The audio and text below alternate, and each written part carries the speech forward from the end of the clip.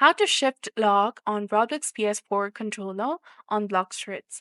Hey there, welcome back to our channel. So today in this video tutorial, we'll be discussing about enabling shift lock on Roblox PlayStation 4 controller in Blox Fruits. So first of all, you need to go ahead and connect your gamepad to Blox Fruits and then open the game settings and then after go to products menu, look for the shift lock switch option and turn it on.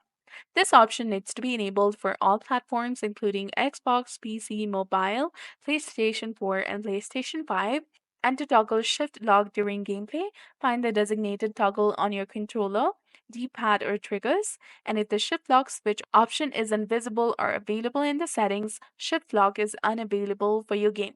You can change the setting anytime by going back to the menu and enabling the shift lock switch. Make sure that your controller keybinds are correctly set up, and if you still have issues, double check that shift lock is supported in the specific game mode that you're playing. So that's all there is to it. I hope you found this video helpful. If you did, don't forget to like, comment, share, and subscribe to our channel for more amazing tips and tutorials. Thanks for watching. See you in the next one.